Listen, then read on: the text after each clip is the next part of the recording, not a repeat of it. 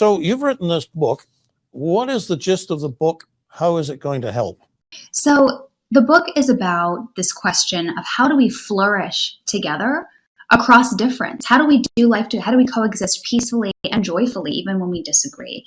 And part of my story is that I worked in government. I was in Washington, D.C. And again, you and I, Nigel, we met when I was in Ottawa in the Prime Minister's office. So privileged to have served at both capitals. But when I was in Washington, I saw these two extremes. I saw on one hand the hostility, people with sharp elbows. They were hostile, they were aggressive, they were willing to do and say anything to get ahead.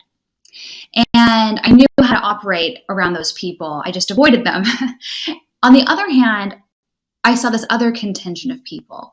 They were polished, they were poised, they were suave, well-dressed, had the right manners. And yet, these were the people that would flatter me one second and then stab me in the back the next when I no longer served their purposes.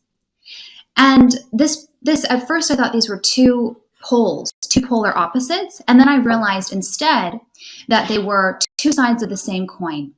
They were both modes don't fail to see people as worthy of respect in and of themselves, and instead see people as means to their selfish ends, and use people and cast them aside when they're no longer useful.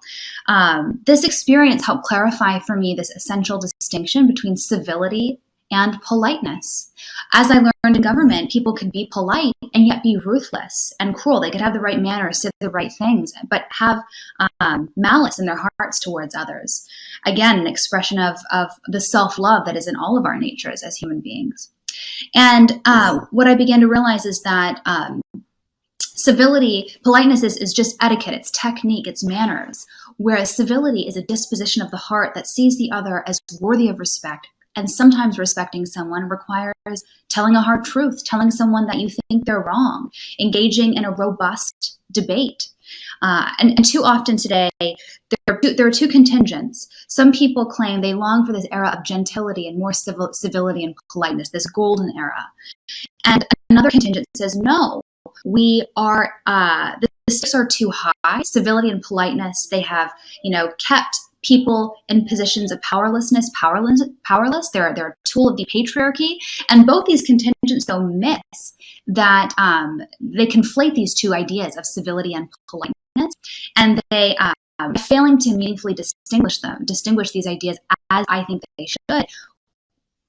They're not giving us a tool. We need to distinguish these ideas so that we can better understand what we want more of in a society and what we want less of.